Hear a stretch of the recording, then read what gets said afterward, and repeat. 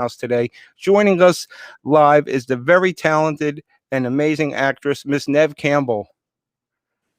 Hi. Hi, Nev. Thank you so much for taking the time.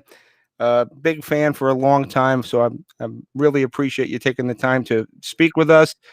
Very excited about the new movie. It looks really good. I've seen the trailer, and we'll play it a little later on. But I gotta say, I got welled up just from looking at the trailer. Yeah. Yeah, it is an emotional film, but it's a very touching film and very inspirational in a lot of ways too. Zach Sobiak was a remarkable person, as are his family. So I think a lot of people are being touched by the story. Absolutely. Um, Now you played the character Laura Sobiek, which was Zach's mom. And this role, I think, for you, really resonates because you're a mother as well, and I think it hits home a little harder than normal. Um, was it? I know you got the chance to meet Laura, and you've read her book. Did that give you an extra edge to playing the role? Absolutely. I read her book before I met her, then I met her, and I was just so moved by what a courageous individual she is and by their journey. And was so excited to be asked to be a part of it. And she was there on set quite a bit as well. She was in Montreal with me. We became very dear friends. And it meant a lot to me because I really wanted to get it right. I Right. really Yeah. wanted to do her right, because she is such a special person, and obviously wanted to get Zach's story out in the best way possible. So there's that kind of pressure that you don't normally feel in playing a character. But she was so supportive and so generous and so open about her experience that it was really, really helpful. Oh wow. You Yeah. know, when we put out the promo that you were coming on, our show goes out to all the servicemen and women around the world. And I met you a couple years ago. You were in New Jersey for Monster Mania, That's right. and you couldn't be nicer to us. And my veterans that we brought down, they had a ball. And knowing that you were going to come on, our emails got inundated with um, military women saying how much they love you, how much of a role model you are. So I just want you to know that, especially when you do movies like this and all your stuff going back to the beginning. I mean, and me as a fan, I go back to Party of Five, but they really love you. And it's movies like yours that we get all the time from the people we have on the show, the celebrities, that it gets them through the tough times because some of them ain't in too nice an area. The bottom can drop out at any minute from them, but Yeah. if they get an hour or two to watch Scream or Party of Five episode or any Wild Things, any of the other great movies that you did, it really brings them home for a few minutes. Oh, that's amazing to hear. I'm really glad that I can bring some kind of solace or joy or escape for a minute, from I know what must be some incredibly challenging times and sometimes lonely times and sometimes homesick times. I mean, I'm so grateful to our troops and what a journey and that they choose, and we all need to be very grateful. So it's nice to hear I can help in any way whatsoever. Oh, absolutely, and you do, and they owe you their thanks just as much as they like to get thanks for their service. But the amazing thing about Clouds is, it's not just a movie about pity and sorrow. It's about the journey. It's about the faith, and it's about don't you dare give up. And that's one of the things I liked about it. It's just what I picked up from watching the trailer. Absolutely. Zach's message, and he says it in the film when he says, "You don't have to wait to find out you're dying to start living." And it seems so simple, but it's such a big message and such an important message and such a good reminder. I think, especially at a time like this where everyone's living in such anxiety and fear and uncertainty, I think it's really important for us to remember to be present and in gratitude and, with the ones we love if we're able to, or at least in touch with them. It's a really important thing that I've taken from their message, and I'm hoping others will as well. Yeah, definitely. And during this pandemic, and I know it's not easy for a lot of working actresses and actors like yourself because you're used to going, and just having to stop. Was that a big adjustment for you to just take some downtime? Yeah, I mean, as it was for everybody. I mean, as an actor, we actually get quite a bit of downtime. When we're busy, we're super busy, and when we're not, we probably get more home time than the average person, which is Right. a really nice thing because I get a lot of time with my family. But certainly, I had 3 projects back to back lined up that I was just starting. It was what was it, Friday the 13th of March when all of this went down, and I was supposed to start on the Monday, and I got 3 calls on that Friday saying Oh, wow. these next 3. But I mean, that's most of our experiences, right? And It's part of the business. Yeah, part of unfortunately. the business, and our business certainly has shut down. But I'm finally getting to go back to work tomorrow. I'm going to shoot Scream tomorrow. I'm flying, which I'm really Yay! excited about. Yeah. All right. Yeah. And I can't wait. I'm looking forward to getting back into Sydney's boots, and I'm looking forward to getting back on set, just Yeah, just to be working again. Yeah. absolutely. I know there was a lot of rumors about that, I know you were approached to do it, but I know that there was a little bit of hesitancy because, without Wes, it's not the same. And I can understand that. America's had such a obsession with horror movie, a healthy obsession, Mhm. with horror movies, and they loved it. They love to have the shit scared out of them, as it were. Um, but I also noticed, as a fan and a moviegoer, um, so only certain franchises will stand the test of time. Like the Saw, I think was fantastic. Scream held up, but Friday the 13th, there's a different Jason every movie. I'm like, what are you guys doing? It lose, and the same thing with the Batman, the superheroes. I think it's like a running joke. Okay, who's going to be Batman this time? There's Yeah. no consistency. Mm, mm. Yeah, I think that, for me, I'm very grateful to be part of these movies. They've done great things for me, and that people are fans of this character is obviously fantastic. And it's always fun for me to see where Sydney is going to go next as well, as much as it is for audiences. Oh wow, yeah, I know it's just. I know everybody's so anticipating that, and so I noticed, following you for so many years since Party of Five, um, a lot of all your roles, how sometimes people get stereotyped into the same roles. You have such diversity with your stuff. You never really play the same character twice, and I think that's a testament to your acting ability. Thank you. Thank you. It's also just decision making, and luck. But I like playing different characters. I like to challenge myself in different ways. I don't want to do the same thing every time. I'll get Right. bored. Audiences will certainly get bored. And I want to continue growing as an artist and as an actor. I think in any career you can improve. You know what I mean? And I love that challenge. So that's been conscious on my part within my work. And also, like I said, it's also luck. Getting the right jobs, getting the ones that I want to do. So. Well, you've been making the right choices so far. Um, I just wanted to go back a little bit. When did you know that you wanted to do, was acting something that was on your radar, or did it happen accidentally, or you knew that you wanted to do this? No, I thought I was going to be a dancer. I was a classical ballet dancer. I started at 6 years old. I was at the National Ballet School of Canada when I was 9.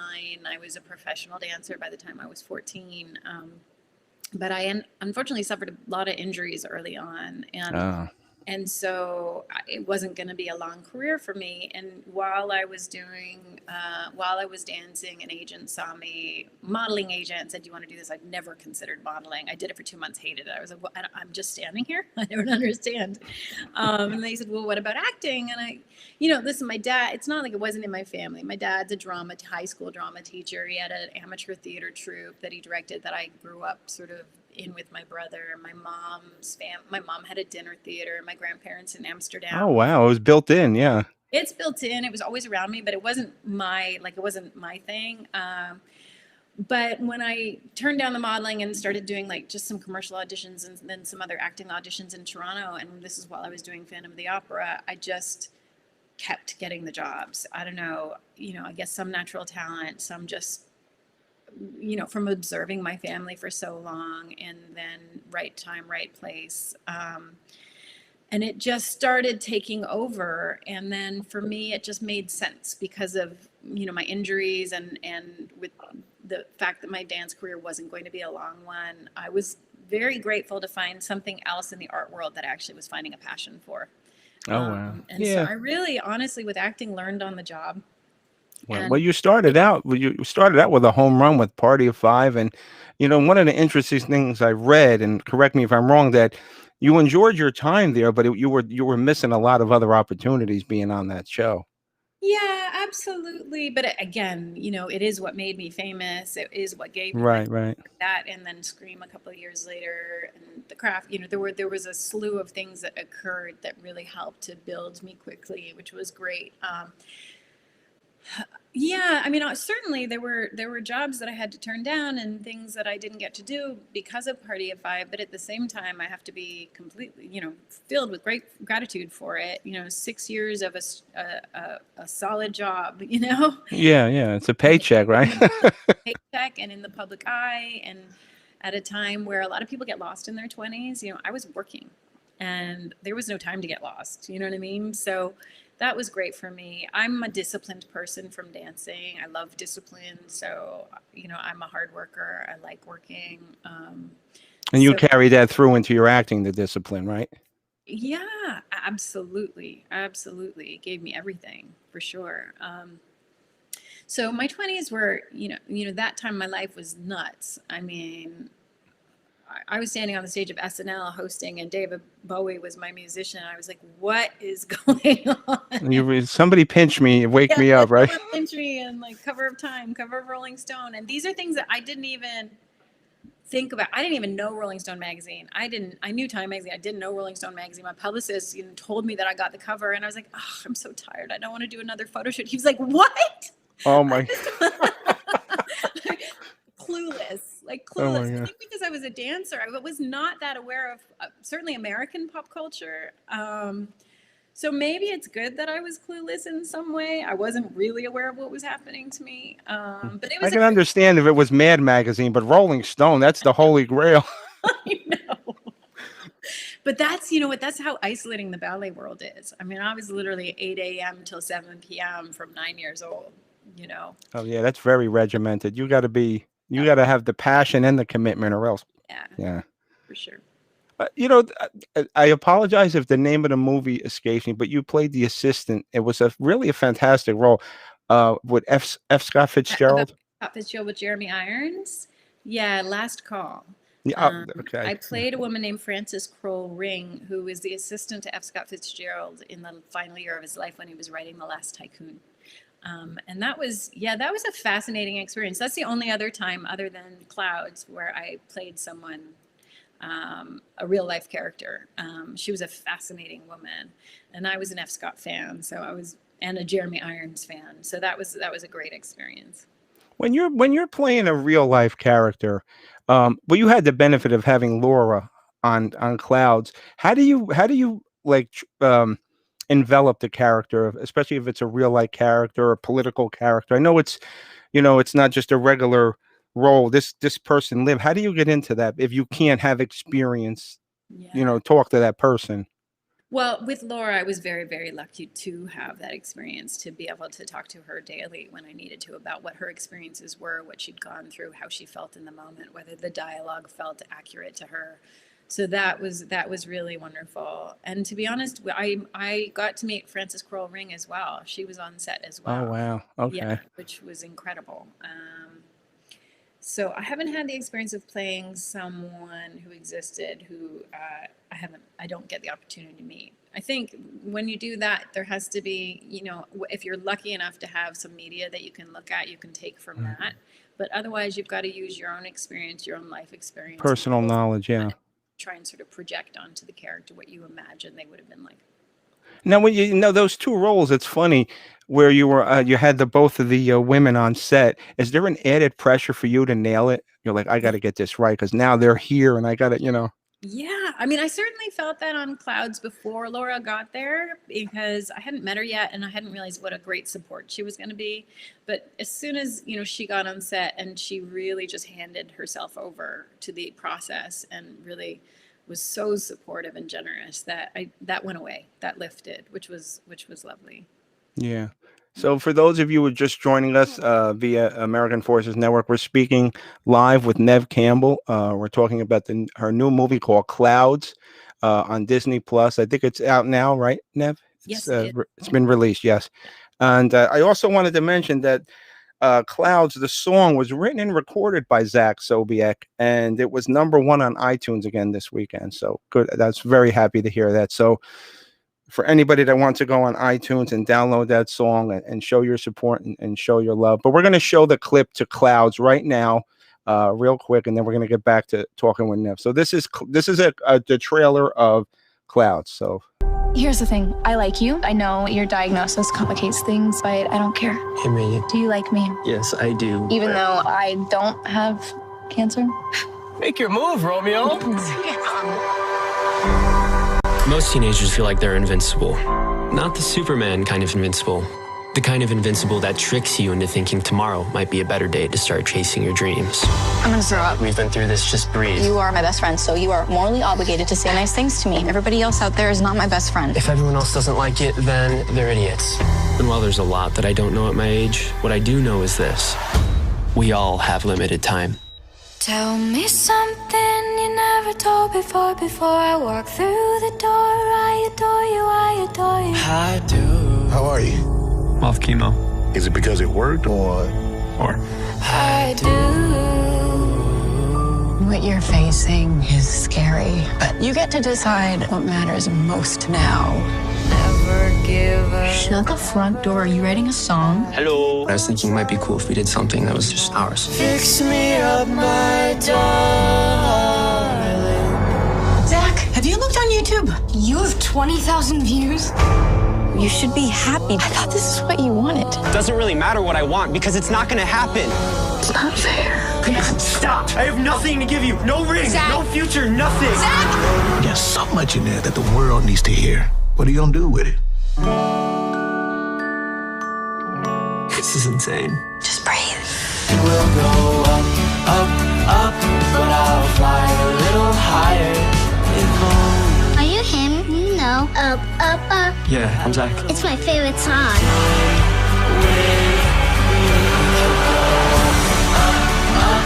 In the end, I just want to make people happy. I, Zachary Sobiak, am asking you. Yes! Please go to. For as long as I can. Because what some people take for granted, others are fighting for. And believe me, I'm a fighter. that was amazing. I'm getting welled up. I'm sorry.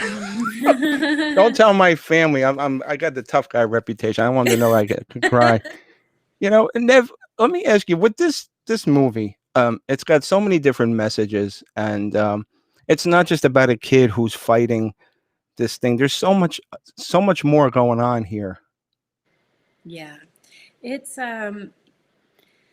it's a really, really inspirational story. It's yes, not about a kid fighting cancer, but about a kid learning to live, and teaching the rest of the world through a song, and touching people in a way that he didn't even expect, and a family bolstering each other up in a time that should just be tragic, and in a way that they're able to really find joy and love and togetherness and support and gratitude for their lives. I mean, they're just an incredible family. And Zach was an incredible young man and humble as well. And so it's inspiring, and like I said, at a time like this where we're all sort of in fear and anxiety and the unknown, it's a good reminder to just be present. Well, it transcends into this current pandemic. I mean, it's not cancer, but it's every bit as serious, and it teaches people, like, listen, shit's going to happen in life, but don't lay down and fight it. So I think it's, even though, you have the cancer side note, I think it's going to uplift people, because we need it right now, Nev. Hollywood's opening up slowly. The music has been there a long time. And, I did an interview with Dennis DeYoung a few months ago, and he said something that was so interesting. He said, right now, the music is going to reach places that medicine can't. So, and that's what this movie, and that's what that song will definitely do. Well, it certainly feels like it. I mean, number one, I was jumping for joy and crying tears for a good amount of time and calling my friends. I mean, the last time Zach's song hit number one was the day of his funeral. Wow. He touched a lot of people, and he knocked Justin Bieber off then too 6 years ago. So Yeah, he don't need to be. He's been up there enough. Let Zach have the spotlight. I guess if Bieber's going to be okay with anyone, it's going to have to be Zach, right? Right, he's gonna have to make an exception this time. If not, we'll fly out. I'll fly out there and straighten him out. But you know, um, I got to tell you that the movie that you did before this, Castle in the Ground. Oh my God, it's and you know why? It was kind of not that I've ever had any addiction, but I've been around it. I grew up in North Jersey, and there was this between New York and New Jersey right now with the opioid crisis. Before this pandemic, it was a serious thing, and it was a very emotional thing for me because I had a brother who died not from opioids but from drugs in general, so it kind of hit home for me. Yeah. Is it tough for you to play those kind of roles though, like with a really heavy message out there and the subject matter, as it were? It's not easy, but it's better. I'd prefer that. I'd rather we be making something that's telling something important or possibly going to touch somebody or help someone in some way. It's always more meaningful than just simply entertaining. Although entertainment it's medicine in its own, like you said. Absolutely, yeah. But yeah, they're not easy roles, but like I said, I'd rather dig deep. You know what I mean? Yeah. When you have a serious role like that, how do you, when you get into a scene that's really emotional, how do you not bring it home at the end of the day? That's something I've learned over time. In my 20s, I found it really hard. It's almost like in your 20s, you feel like you need to live in it. Like you're only going to give a good performance if you live in it. And it's actually not true. I find I'm more powerful if I'm able to let it go at the end of the day, get back into my life, call my family, call my friends, distract myself from that story and that journey, let it go, and then revisit it the next day. And I find in revisiting it the next day, it grows and grows. At some point, if you just live in it, you're going to tire of it and you're not going to be able to carry it, if that makes sense. When you were coming up and just starting out in the business, who did you have any influencers or someone that you admired? Because my world was dance, those were my idols. But for me in the business itself, really just, I've had the opportunity to work with great people. I would say sort of one of my big mentors, I was lucky enough, was the great honor of working with Robert Altman. Oh, wow. Yeah.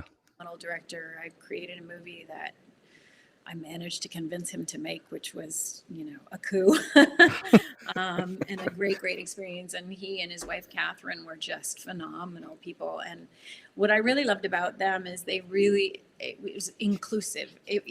Bob never believed that the movie was his. He believed the movie was all the crews, all the actors, everyone involved, whether it's the craft service person to hair and makeup it took all of us to make a film, to make a piece of art, and he was right. And what amazing work did he make, and I really carry that with me. I think if you're gonna make good work, you gotta let go of ego, because it's not just about you, the individual.